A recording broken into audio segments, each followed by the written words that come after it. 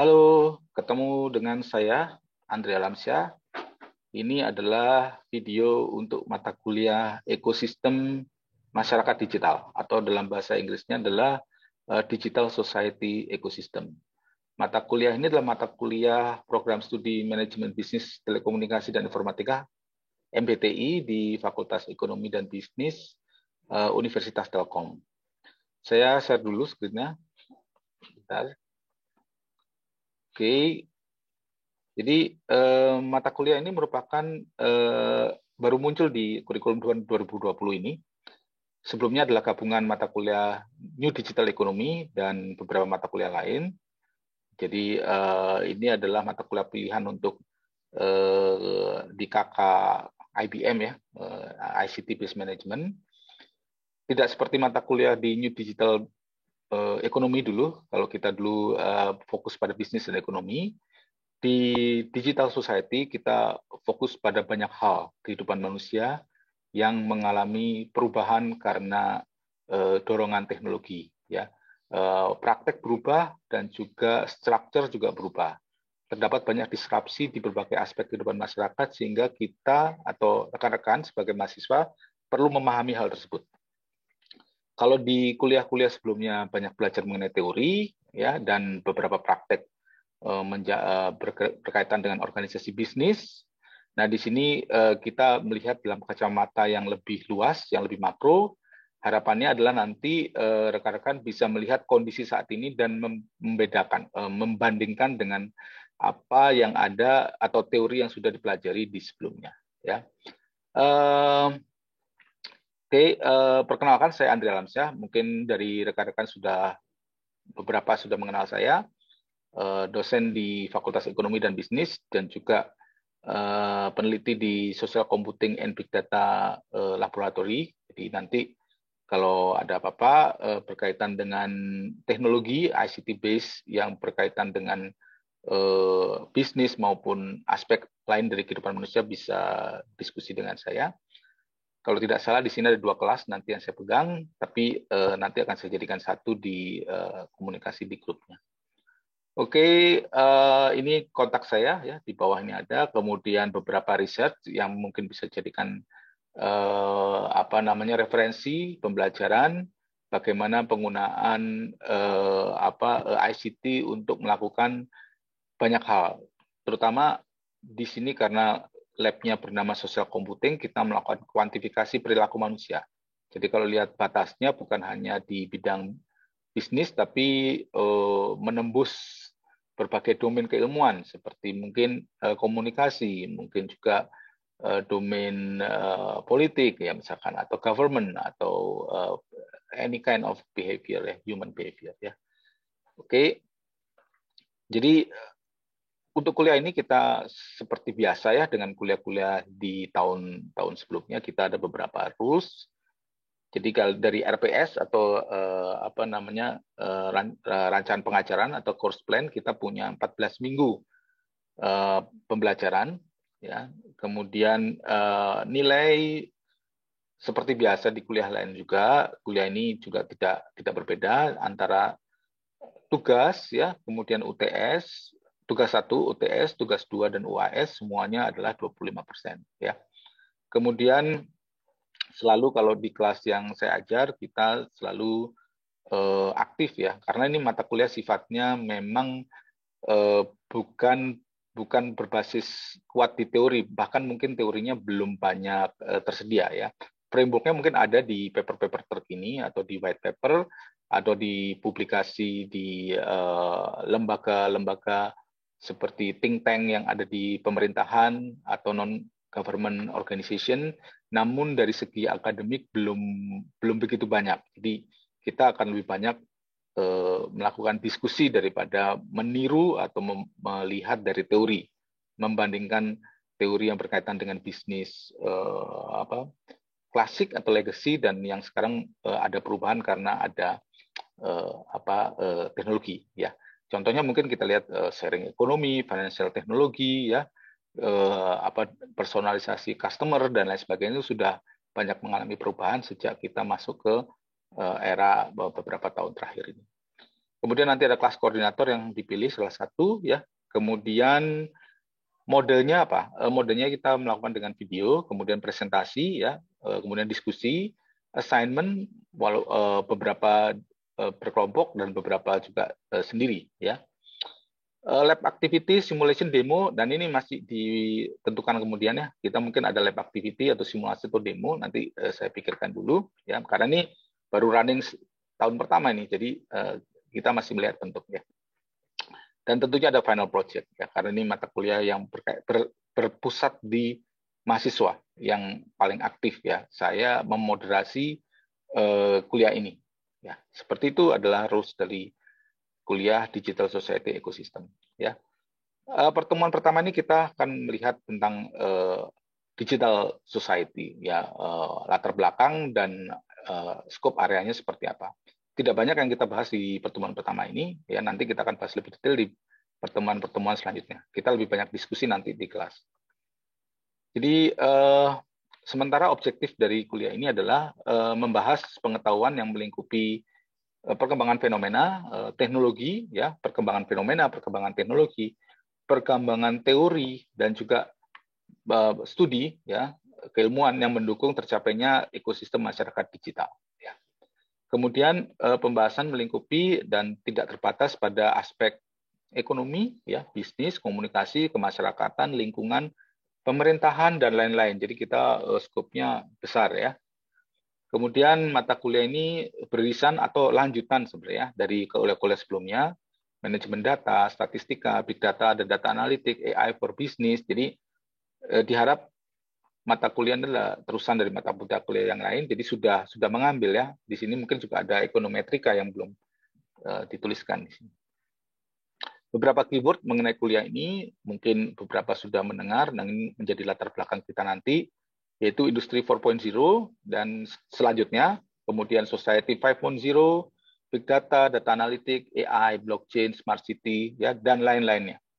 Jadi ini mungkin adalah istilah-istilah yang sering rekan-rekan dengar dan mungkin akan kita sering bahas juga lebih di mata kuliah ini. Nah, ini masih ini, ya. Kemudian pertanyaannya adalah yang paling dasar, apa itu Digital Society Ecosystem? Kalau kita Google tulisan ini, tidak ada jawaban yang koheren. Jadi mungkin, ya, kalau saya lihat beberapa belum mendeklar istilah ini secara global, ya. Namun kita bisa mulai dari beberapa potongan kata yang ada di sini, ya. Misalkan digital ecosystem. Apa itu digital ecosystem? Ya, nomor satu ini digital ecosystem. Digital ecosystem adalah jaringan kompleks dari pemegang kepentingan atau stakeholder yang terhubung secara online dan berinteraksi secara digital sehingga semuanya mendapatkan value atau value creation, ya.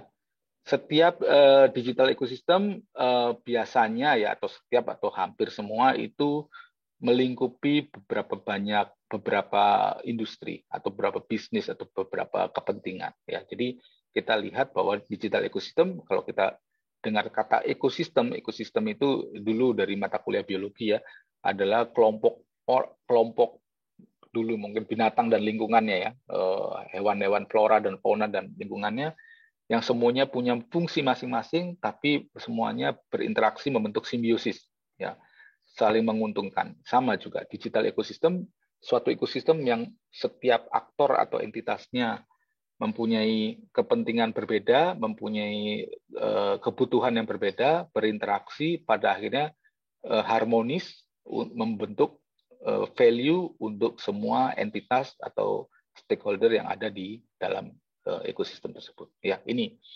Kemudian yang kedua, digital society. Ya, apa itu digital society? Jadi di sini dituliskan digital society adalah hasil dari adanya masyarakat modern saat ini, ya, modern society. Pada saat dia mengadopsi dan mengintegrasikan ICT atau teknologi informasi dan komunikasi di rumah, di pekerjaan, di pendidikan, di leisure atau recreation atau apa namanya di untuk bersantai, ya.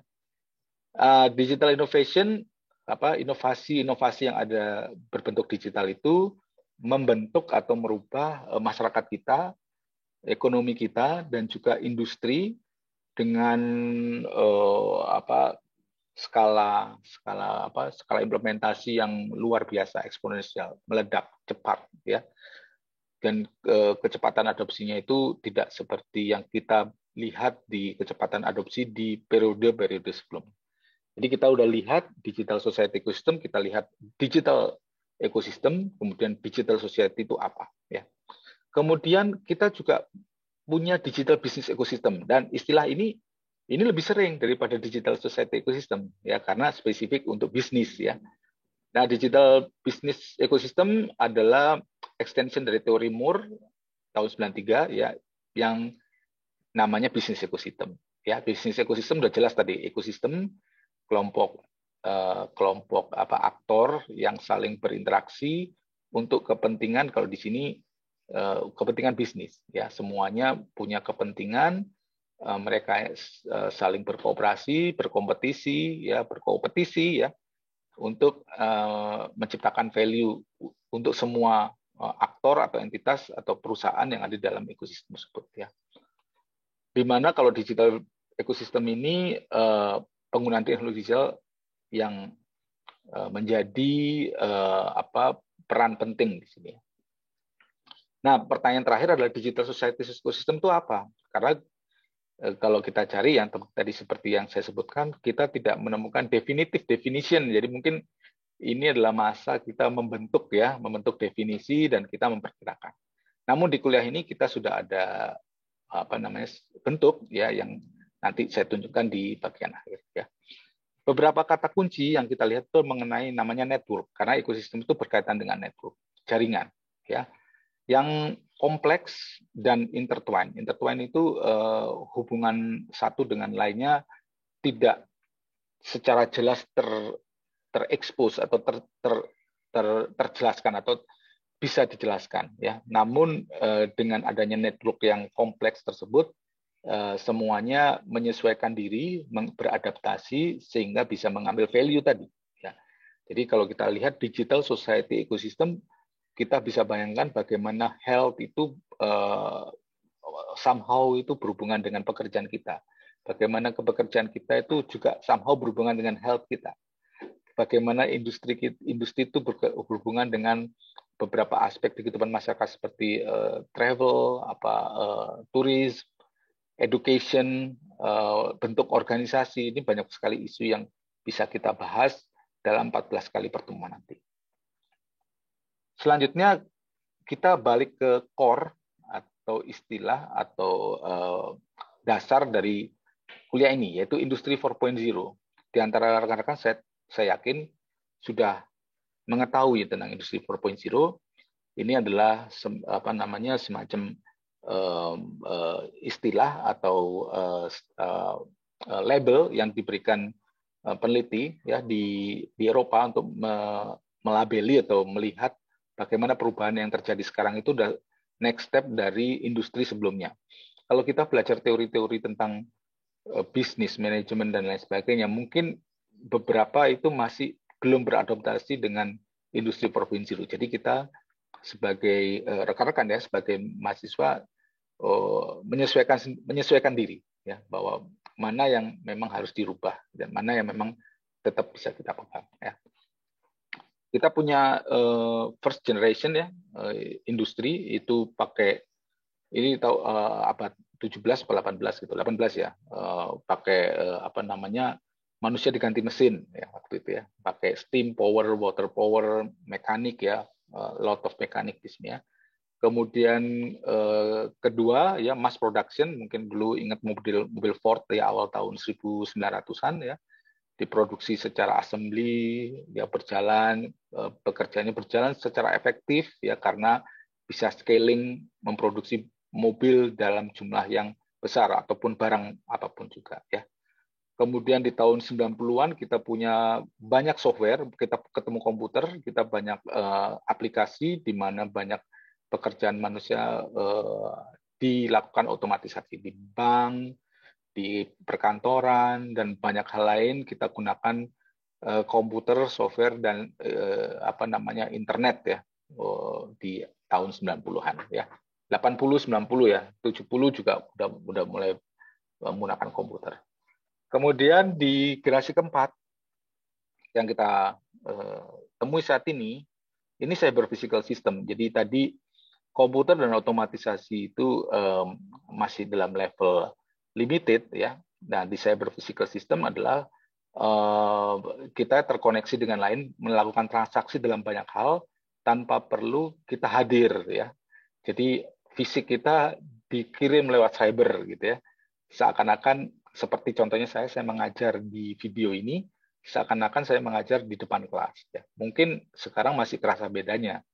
Tapi beberapa tahun ke depan sekarang juga kita sudah kenal VR ya, ada virtual reality, augmented reality dengan alat kayak Oculus dan lain sebagainya, kita berasa di tempat sebenarnya, padahal kita nggak ada di tempat sebenarnya. Jadi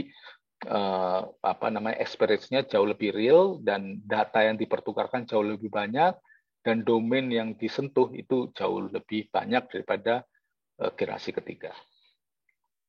Nah, beberapa teknologi yang berkaitan dengan industri 4.0 kita cek ya saat ini ada banyak sebenarnya ya, bukan hanya masalah mesin, internet dan lain sebagainya, tapi beberapa hal khusus misalkan IoT ya, bagaimana mengcapture data ya, sensor mengcapture data dimanapun juga, di mobil, di rumah, di jalan, di kantor, sehingga mungkin perilaku manusia bisa terukur dengan baik ya, karena datanya ada semua. Seperti di Cina, di jalan-jalan juga dipasang sensor, kamera, video dan lain-lain ya, sensor udara dan lain sebagainya, sehingga datanya makin banyak tercapture. Kemudian lokasi ya, kita punya GPS dan teknologi-teknologi berbasis mobile yang cukup canggih untuk mengcapture lokasi ya. Kita juga sekarang sedang banyak sekali bisnis menawarkan cloud computing ya, karena kebutuhan untuk kolaborasi ya, kolaborasi antar orang di manapun juga. Makanya kita sekarang WFH itu rasanya tidak banyak berubah ya, karena kita punya tools yang untuk bisa melakukan kolaborasi berbasis cloud computing. Kemudian augmented reality tadi sudah saya cerita, 3D printing. Nah, ini cukup revolusioner juga, bagaimana beberapa material itu tidak perlu diproduksi secara massal ya, karena kalau produksi secara massal itu harus dalam skala besar supaya cost-nya turun. Jadi kita 3D printing, kita punya, misalkan saya mau cari baut untuk mobil, let's say Ferrari ya, Ferrari mahal sekali cari bautnya mungkin, tapi dengan 3D printing kita bisa meng-create dengan material yang tertentu, kita bisa create dan khusus untuk mobil itu ya, misalkan ya. Kemudian Big Data Analytics, kita sudah kuliah semester lalu, jadi saya tidak akan bahas, ini mungkin semua sudah hafal ya Big Data Analytics. Kemudian Advanced Robotic ya, robotik yang bisa melakukan pekerjaan jauh lebih kompleks dari sekedar interaksi, tapi menjalankan pekerjaan secara paralel dan sangat besar ya. Smart Sensor juga begitu ya. Namun dari semua ini kita bisa cek yang membawa yang menjadi core kemajuan itulah adanya data. Data, makanya tadi kita dekat hubungannya kuliah kita dengan kuliah berkaitan dengan data. Adanya data yang mengalir ya, menjadi bensin ya, menjadi bahan bakar, dan juga adanya kemampuan analitik untuk menganalisa, mencari pola dari data itu. Ya, ini data dan analitik. Baru kita bisa memberikan bahan bakar ya untuk mendukung aspek-aspek atau domain yang ada di era industri 4.0. Nah, ternyata pada saat terakhir industri 4.0 pun udah keluar lagi, karena ternyata dari industri 4.0 kita create banyak data, maka sekarang sudah mulai keluar istilah industri 5.0. Nah, apalagi nih 5.0? 5.0 itu berkaitan dengan personalisasi, ya, mass customization, cyber physical cognitive system. Jadi mass customization itu, jadi kita tadi karena punya banyak data, kita bisa create personalisasi. ya personalisasi kebutuhan manusia, ya personalisasi preference, recommender system, rekomendasi barang apa yang akan kita beli, akan kita pakai, yang mungkin kita suka, kemudian sesuai dengan kebutuhan kita, advertising yang sangat yang sangat spesifik dengan karakter atau sifat kita, ya. Mungkin juga tadi dengan 3D printing tadi kita juga bisa membuat customisasi karena kita bisa create barang tidak perlu dalam skala besar, ya. Tapi kebutuhannya dibuat khusus untuk kebutuhan. Dan ini merupakan merubah ya teori ekonomi sebelumnya bahwa supaya efisien atau masuk akal, masuk biaya, maka dibutuhkan produksi yang besar. Nah, sekarang kita justru sebaliknya, kita sudah mampu membuat produksi yang custom, yang satuan, gitu ya, karena teknologinya, karena ada teknologi jadi tidak terlalu mahal dan kita bisa tahu butuhnya orang. Jadi orang butuh apa, kita tahu butuhnya orang itu dari data-data yang kita punya. Jadi ini menurut saya perubahan yang sangat revolusioner yang merubah pola pikir atau merubah kondisi sebelumnya. Ya. Oke, jadi future-nya kalau kita lihat industri 5.0 dan beyond itu adalah future of personalization. Ya. Dan selanjutnya adalah aspek lanjutan dari industri 4.0 adalah kondisi masyarakat kita, ya, disebut sebagai society 5.0. Ini dipublish oleh peneliti di Jepang, ya, nanti dicari di Google ada websitenya, ya, apa yang disebut dengan society 5.0. Jadi kalau kita cek, ya, society yang pertama peradaban manusia, kita society itu masyarakat itu terbentuk karena waktu itu kita berburu dan kemudian kita berkumpul, ya. Dengan berkumpul itu kita bersatu mengalahkan musuh, ya, lawan apa binatang buas atau dari kelompok yang lain, ya. Tapi masyarakat ini muncul adanya kerjasama, ya, antar anggota masyarakat sehingga mereka bisa melakukan perburuan secara jauh lebih efektif, kemudian menjadikan masyarakat kelompok itu menjadi survivable, ya, menjadi lebih survive, kemampuan survivalnya lebih tinggi daripada tidak berkelompok, ya. Nah, kemudian di society 2.0 kita sudah tidak bergerak mencari-cari hewan, ya, berburu, tapi kita menetap, ya, di kota dan lain sebagainya, bertanam, bercocok tanam, menjadi petani, ya, bukan nomaden, ya. Kemudian society 3.0 kita meng-create barang-barang skala industri, ya, tadi diceritakan di pabrik dan lain sebagainya.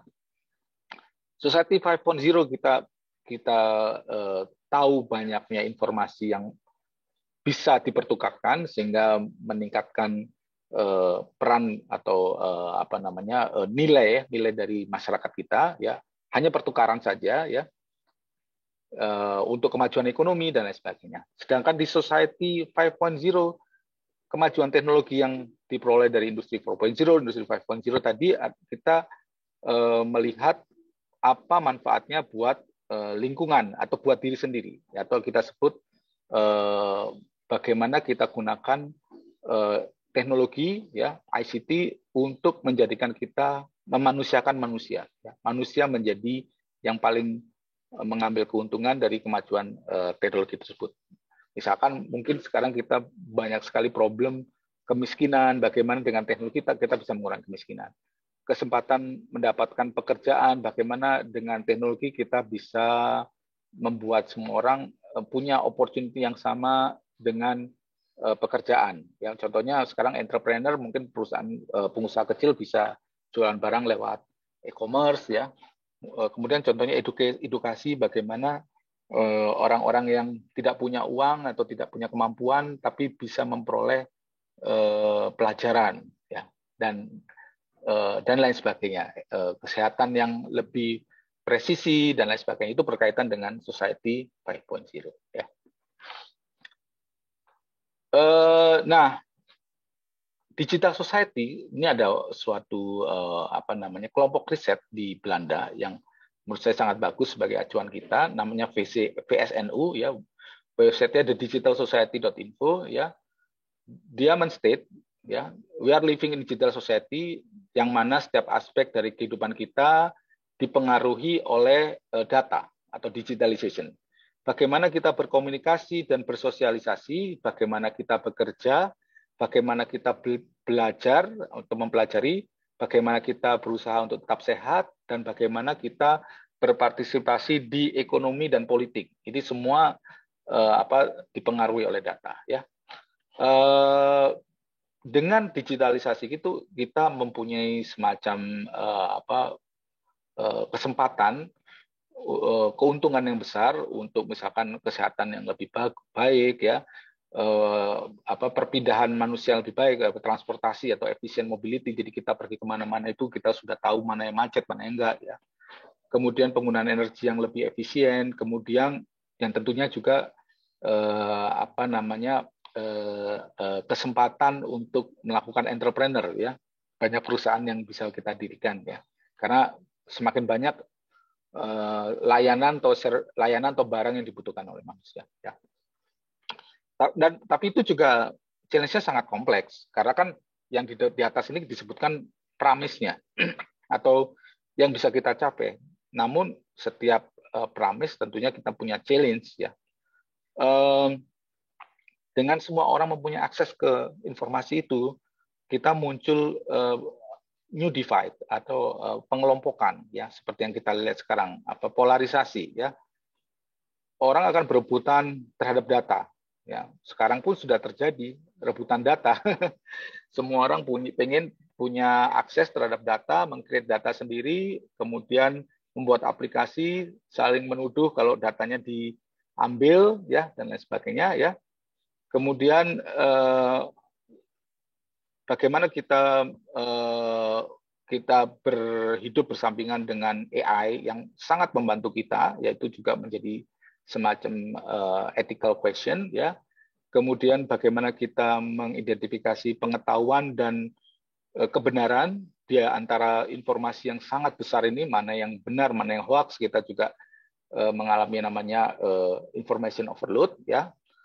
Dan untuk mengadres isu-isu yang tadi, yang termasuk complex challenge tadi, komputer juga data scientist bekerja bersama-sama dengan social scientist ya, dan berkaitan dengan kemanusiaan untuk menyelesaikan masalah itu. Jadi kalau kita lihat digital society itu ada aspek-aspeknya. Yang pertama mengenai citizenship and demokrasi, mengenai bagaimana bernegara ya, kemudian politics ya, kemudian bagaimana ilmu data yang lebih bertanggung jawab, ya, bagaimana kesehatan, bagaimana pembelajaran dan edukasi, bagaimana kita bekerja dan perubahan pada organisasi, bagaimana bentuk kota dan masyarakat atau komunitas, kelompok masyarakat, dan yang terakhir adalah safety manusia dan security of data. Ya, jadi kita akan bahas satu-satu di slide-slide berikut ini. Kita mulai dari citizenship and demokrasi. Coba saya play ya di sini ya.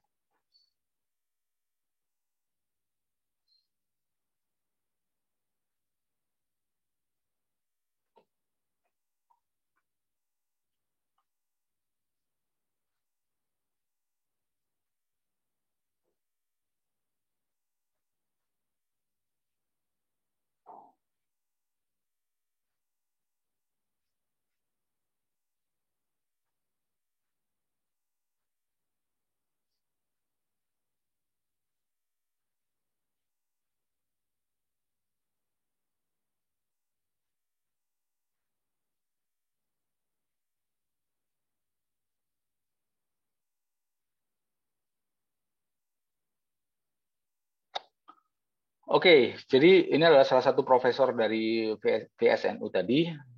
Dia menceritakan bagaimana untuk citizenship, kewarganegaraan dan demokrasi terjadi juga perubahan yang cukup masif. Ya, kita juga lihat bagaimana pemerintah-pemerintah di banyak negara masyarakatnya sekarang menjadi well informed dengan banyaknya data dan banyaknya informasi yang tertukarkan dengan mereka.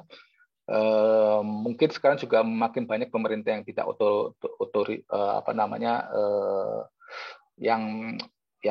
memegang penuh kendali ya, karena sekarang masyarakat sudah semakin pintar, sudah dapat semakin banyak juga perubahan negara seperti Arab Spring dan lain sebagainya dulu berkaitan dengan data ya.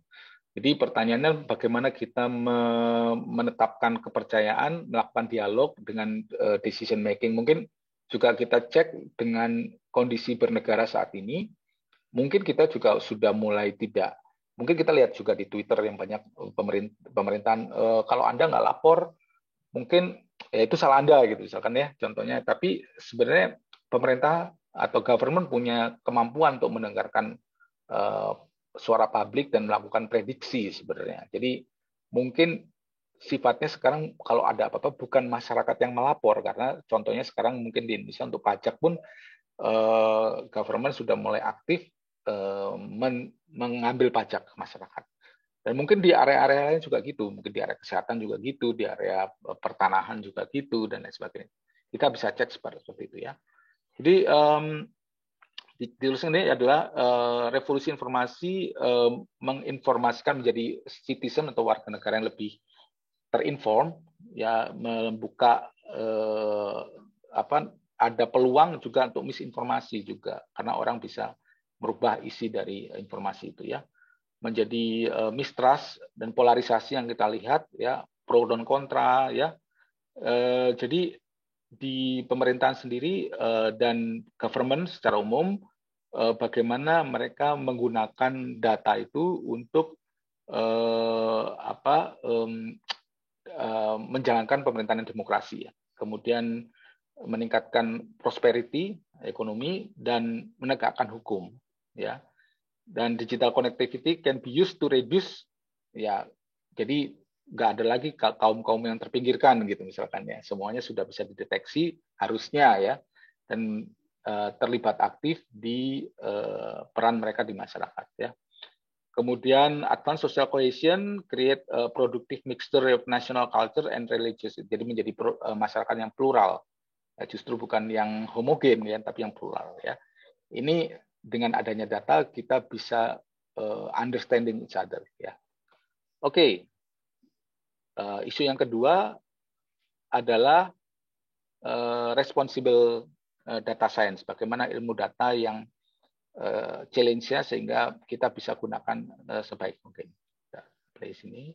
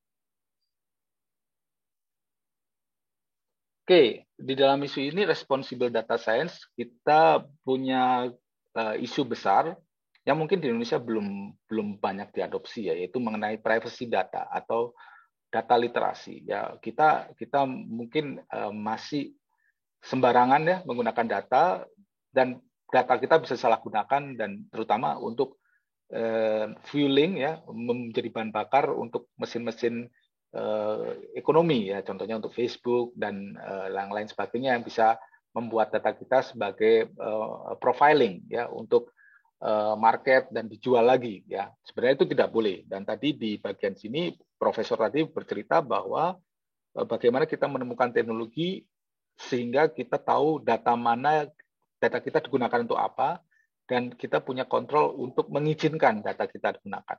Kalau sekarang kita tidak menggunakan Facebook, mungkin atau semacamnya, mungkin kita juga nggak ada pilihan lain.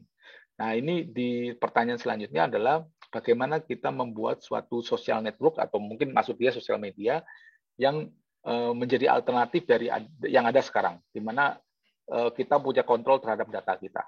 Ya, jadi di sini pertanyaannya adalah bagaimana kita mengenable, ya, memungkinkan dan meyakinkan penggunaan data kita secara responsibel, secara bertanggung jawab, ya. Using data in responsible manner adalah bagian dari digital society. Jadi isu utama kalau kita sudah digital society tentunya akan banyak data yang berkeliaran, dan karena data berkeliaran tadi sebagai fueling atau engine dari banyak aktivitas itu, maka kita harus tahu data mana yang digunakan untuk kepentingan yang lebih besar, ya, dan data mana yang hanya untuk kepentingan satu kelompok. Nah, itu yang menjadi isu banyak di negara-negara Eropa juga dengan GDPR, ya, perlindungan data pribadi dan lain sebagainya. Di Indonesia juga ada perlindungan data pribadi, ya. Bagaimana data science mempromosikan best practice yang memaksimalkan penggunaan data secara yang high quality data tadi dengan membatasi kemungkinan digunakan secara tidak bertanggung jawab yang bisa melanggar hak, ya, dan mengurangi kepercayaan publik terhadap teknologi digital. Jadi kalau publiknya misalkan datanya kita gunakan, kita abuse semena-mena, maka orang tidak akan mau memberikan data lagi, dan tentunya yang kita sebut sebagai digital society itu tidak akan terjadi karena tidak ada lagi yang memberikan data, ya. Responsible data science take step to make data depend on datanya menjadi findable, menjadi accessible, interoperable, bisa bekerja di berbagai macam ekosistem atau platform, ya, dan reusable, bisa digunakan kembali, ya, dan meyakinkan fairness, ya, datanya fair, datanya akurat, datanya itu confidential, dan juga pada saat yang bersamaan transparan, ya, dari algoritma atau tools yang digunakan untuk memproses data itu, ya. Jadi di bagian ini konteksnya harus kita lihat kebutuhan lebih besar di sosial, ya, sosial, legal, ya, secara hukum itu legal, secara nilai manusia itu secara moral itu etik, dan ini yang berkaitan dengan hal tersebut. Kemudian nextnya kita cek next mengenai kesehatan, ya, kesehatan dan well-being, ya, keseluruhan kesehatan jasmani dan rohani, ya. Kita cek.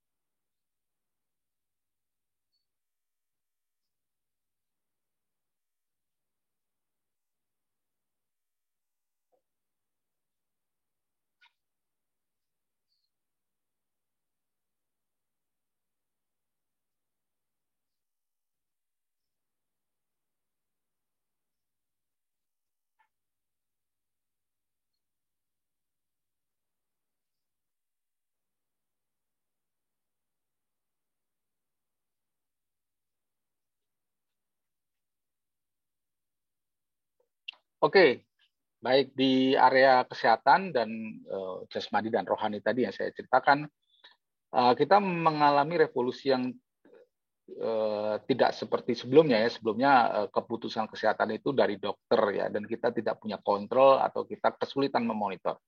Tapi dengan kemajuan teknologi ini sekarang kita temukan banyak sekali alat, ya, contohnya seperti program, ya, program kesehatan, kemudian smartwatch, dan yang bisa mengatur melihat kondisi kesehatan kita, ya, tekanan darah juga kita bisa punya, mengecek sendiri di rumah dan lain sebagainya, membuat informasi itu tidak hanya bergantung kepada dokter, tapi juga pasien terlibat aktif dalam pengambilan keputusan mengenai kesehatannya sendiri, dan dia punya monitor, bisa memonitor terus-menerus, tidak perlu datang ke dokter, tapi dia bisa memonitor sendiri di rumah. Ini berkat kemajuan teknologi, ya. Ya, di sini pertanyaan, how led teknologi, bagaimana teknologi mengenerate kehidupan yang lebih sehat dan lebih panjang. Ya, kita tidak mengurangi kemungkinan risiko penyakit-penyakit yang tidak terduga karena kita sudah mampu melakukan deteksi lebih awal dan memonitor habit atau kebiasaan sehat hidup kita. Ya, di sini kita cek digital technology can help promote, ya, mempromosikan healthier lifestyle, karena informasi tentang lifestyle yang healthy itu banyak tersedia, ya, bisa diakses, bisa dipraktekkan, ya. Membuat environment yang lebih sehat, termasuk mungkin kita polusi dan lain sebagainya kita bisa ukur, ada datanya, kita bisa minta ke pemerintah untuk membuat suatu policy supaya lingkungan menjadi lebih sehat, ya. Mengoptimalisasi deteksi diagnosis, ya, mentreatment disease, ya, mengobati penyakit dan kesehatan pasien secara umum, dan kemudian meningkatkan kualitas dan efisiensi dari layanan kesehatan, ya, baik di rumah maupun di rumah sakit, ya, di rumah sakit. Dan digital teknologi harus didesain dan delivered, ya, sesuai dengan kebutuhan dari end user. Jadi end user itu tidak dicoba-coba lagi, ya, misalkan dia sakitnya seperti ini, dosisnya seperti ini, harus tahu di awal. Jadi bukan kita coba-coba dulu, ya. Jadi namanya ini adalah precision healthcare. Ya, ini sudah menjadi hal yang umum. Kalau sebelumnya mungkin beberapa patokan tidak cukup granular, misalkan anak dosisnya setengah gitu, tapi kan nggak semua anak dosisnya setengah, mungkin ada yang 3/4 dan lain sebagainya. Jadi kita sudah bisa memahami pemberian dosis gitu, misalkan contohnya ke kondisi pasien secara lebih granular, ya. Kemudian akses ke layanan kesehatan juga lebih terbuka, kemudian semua orang dari semua umur itu mendapatkan layanan yang sama, ya. Nah, itu yang di isu ini. Kemudian next-nya kita mengenai pembelajaran dan edukasi. Kita cek.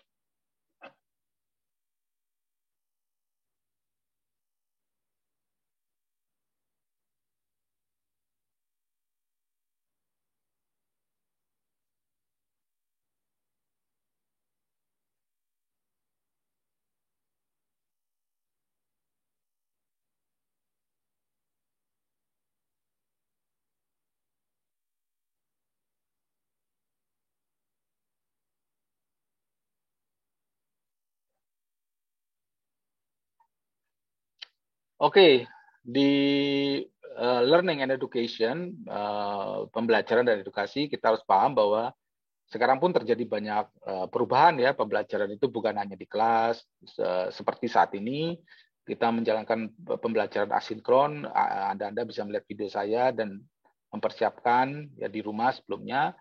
Dan dengan teknologi itu kita juga bisa melihat kebutuhan secara lebih spesifik. Mungkin juga ini challenge buat edukasi di Indonesia, ya. Apalagi sekarang udah ada kampus Merdeka yang baru saja dirilis, ya, tapi sebenarnya teknologi sudah memungkinkan banyak hal ini terjadi, ya. Sebelumnya orang sitting di kelas, ya, kemudian sekarang sudah banyak sekali pembelajaran dilakukan secara online, dan profesor itu, ahli-ahli sudah bisa diakses oleh semua orang. Kalau dulu mau belajar sesuatu hal yang canggih harus datang ke profesornya ke luar negeri, sekarang sudah bisa dilakukan di mana saja, ya. Pertanyaannya adalah bagaimana memungkinkan orang untuk berpartisipasi secara meaningful ya, bukan hanya secara formally, ke semua stage di life. Jadi umur dia mau belajar umur berapapun nggak masalah. Nah sekarang masih di umur-umur yang sama gitu ya. Mungkin nanti pembelajaran akan berdasarkan kuliah yang menarik. Mungkin juga mahasiswa atau si pembelajar ini yang bisa meng-create customize kuliah-kuliah yang sesuai dengan yang dia inginkan gitu ya. Dan ini belum terjadi, tapi kita rasa nggak lama lagi juga akan terjadi karena option untuk kuliahnya itu kalau limited itu tidak bagus ya, karena apa namanya, orang itu optionnya beda-beda ya, pengennya banyak beda-beda, dan apapun pilihan dia itu akan selalu industri itu akan membutuhkan ya. Jadi misalkan saya nggak suka matematik ya saya nggak mau ngambil matematik ya, ataupun saya karena suka matematik ya saya harus ngambil matematik. Dan tapi itu yang kebutuhan orang untuk skill itu akan ditanyakan lagi validasinya oleh industri, bukan oleh perguruan tinggi misalkan ya.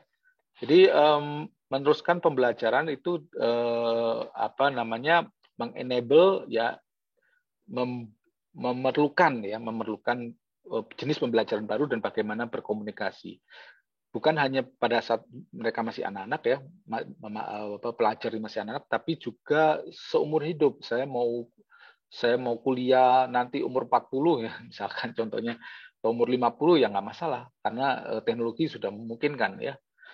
Dan secara terus-menerus orang bisa update skill-nya ya. Dan ini yang memudahkan, harusnya dengan teknologi. Saya mau belajar tentang sesuatu, sekarang saya belajar ada pengakuannya dan diakui, pengakuan oleh lembaga, dan ada pengakuan dari industri bahwa dia sudah punya skill itu ya. Dan ini yang tadi hal yang penting, personalize ya, edukasi yang personal dan make efektif. Nah, sekarang mungkin masih belum tercapai ini, tapi kita akan melihat dengan teknologi akan mengarah ke sana. Jadi karena mata kuliah ini adalah untuk masa depan ya, jadi saya rasa mungkin rekan-rekan akan mengalami hal seperti ini ke depan. Nah, sekarang adalah mengenai bagaimana pekerjaan dan bagaimana bentuk organisasi. Kita cek.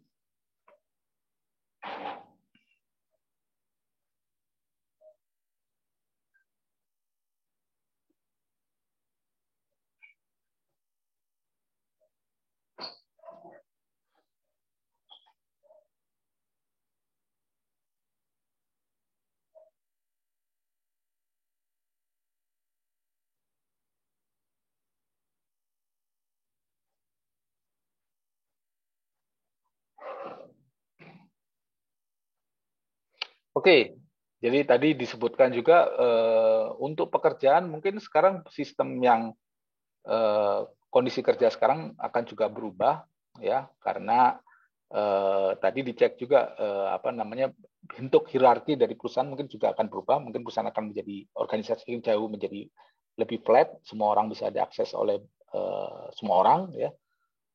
Kemudian tadi diceritakan juga oleh profesor bahwa mungkin juga kita akan bekerja di Bali, walaupun kantor kita di Belanda, karena ini di Belanda. Dan itu kita lihat di Indonesia juga terjadi, apalagi diakselerasi oleh pandemi seperti saat ini, di mana koordinasi itu berlangsung secara WFH. Ya, H itu berarti bukan home, tapi anywhere. Jadi ini menjadi global player semua gitu. Jadi mengakses orang tidak perlu datang ke lokasi, tapi khusus untuk skill yang diperlukan oleh organisasi atau perusahaan itu. Jadi ini merubah bentuk organisasi dan juga merubah bentuk kerja, ya, pekerjaan, ya, lingkungan kerja, sorry. Jadi pertanyaan, how to prepare companies and workers for new economy, karena ekonomi yang baru, value-value yang baru itu berjalan secara cycle yang lebih cepat, jadi perusahaan akan lebih banyak berbentuk bukan gigantik tapi berbentuk startup kecil-kecil tapi apa namanya lincah ya. Jadi digital teknologi diserap market ya, market untuk produk, services, and job itu berubah ya, lebih tadi salah satunya akan lebih personalized ya dan lebih spesifik lagi ya. Kemudian di manufacture data dan 3D printing mentransformasikan nilai dan production chain yang dulu besar sekarang menjadi lebih kecil ya. Closer to circular economy itulah ekonomi yang mengurangi waste atau polusi atau sampah ya, jadi lebih reusable lagi ya. Otomatisasi, robotik, AI merevolusioner banyak industri termasuk logistik ya, retail dan profesi-profesi yang spesifik ya. Jadi ini memerlukan edukasi yang disesuaikan, edukasi atau jenis pendidikan disesuaikan. Kemudian jam kerja, ya free time, retirement juga berubah semua. Yang tadinya kita sudah punya skema untuk karir karyawan di perusahaan, kita mungkin sudah memikirkan hal yang berbeda lagi. Jadi ini ada challenge-challenge yang berkaitan dengan apa namanya work and organization. Ya. Nah sekarang mengenai bagaimana mengenai kota dan komunitas ya di masyarakat, kita cek.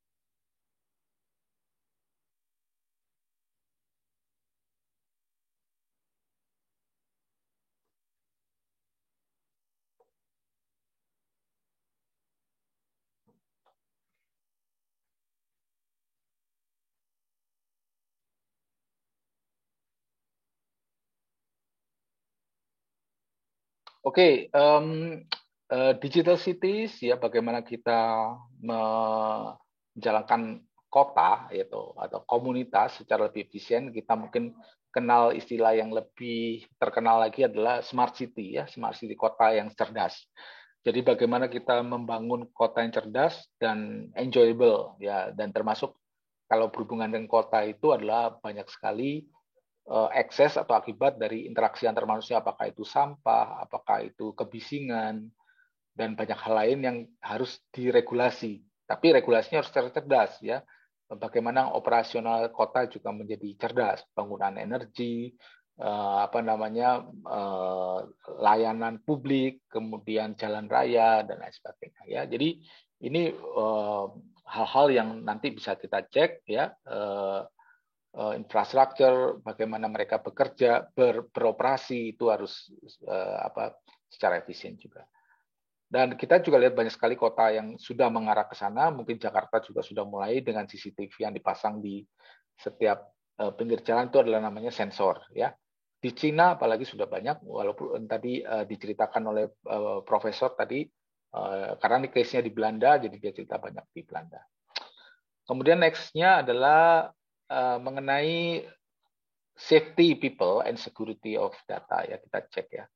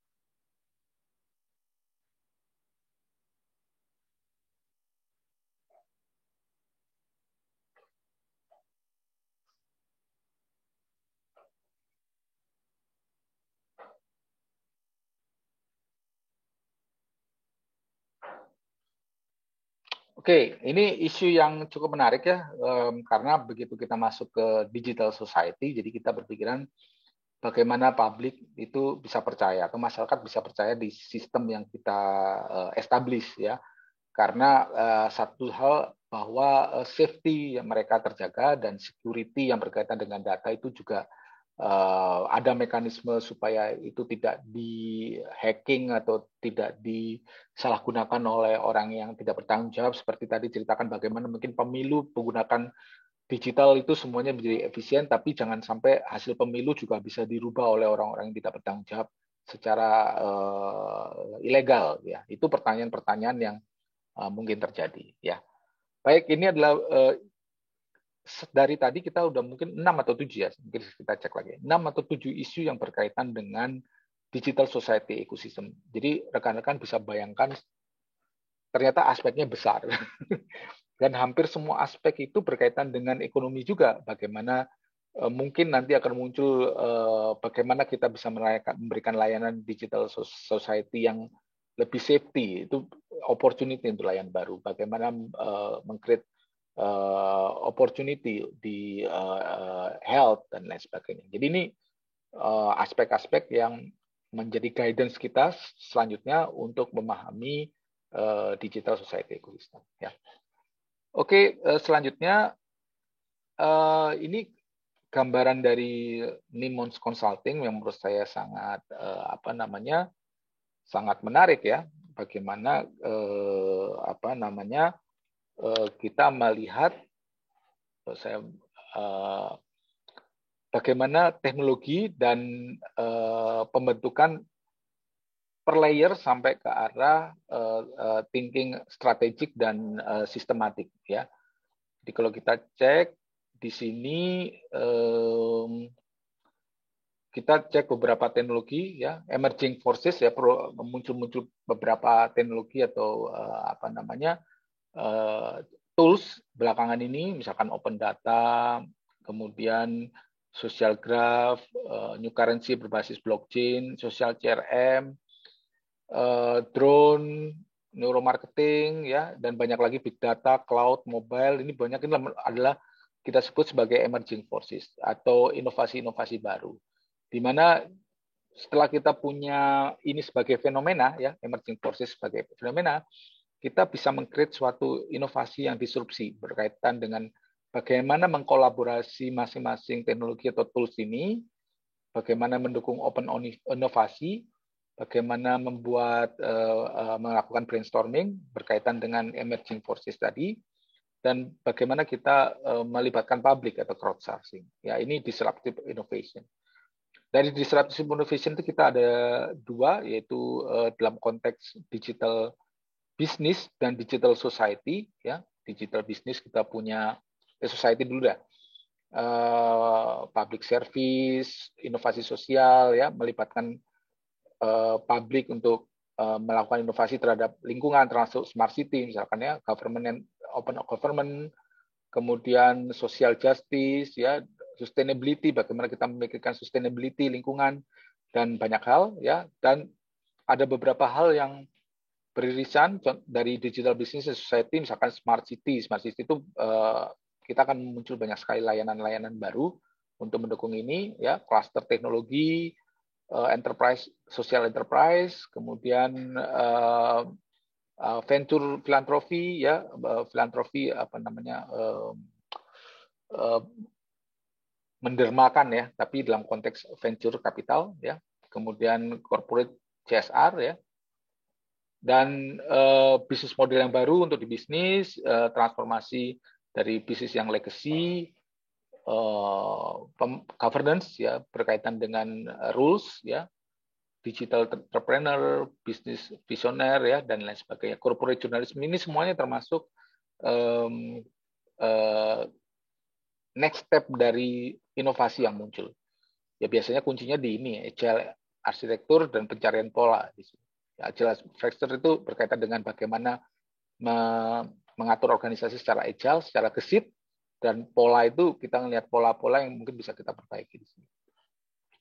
Nah, dari dua ini digital business dan digital society, kita mulai strategic thinking, ya, strategic thinking yang berkaitan dengan korelasi antar bidang, ya, korelasi, causation, ya, penyebabnya, kemudian analisa makro dari suatu aspek, dari banyak aspek, gitu, pestle analisis, game teori, ya, kemudian melihat masa depan, forecasting lah ya, futurologi dan lain sebagainya. Dan yang terakhir adalah kita bagaimana memikirkan ini secara sistem, ya. Kenapa ini penting secara sistem? Karena kalau kita lihat dari dua ini ya, 2, 3, 4 ya, kita bisa membeda-bedakan kita tadi bicara dalam hal apa.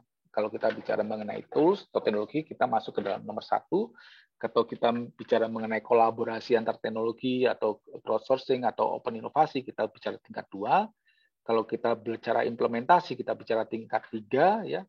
Kalau kita bicara strategik, mengkombinasikan beberapa implementasi, kita sebut strategik. Dan kita kalau bicara lebih tinggi lagi, ya, lebih besar lagi, itu kita bicara mengenai systematic thinking, ya. Di sini ada pemahaman mengenai logik, mengenai weak problem ini problem yang kompleks, ya, yang sulit, ya, kayak benang ruwet gitu, ya. Ini ada bisa dicari di Google, ya. Pemikiran yang lateral, ya, kemudian berkaitan dengan komunikasi manusia, komunikasi mesin, ya, membuat hipotesa, memperbaiki pola pikir, ya, logical fallacy, dan pemikiran yang lebih tinggi lagi atau filosofikal lagi. Jadi ini adalah pembahasan dari Digital Society Ecosystem, ya. Saya harap minggu depan, ya, dan minggu-minggu selanjutnya kita akan bahas jauh lebih detail.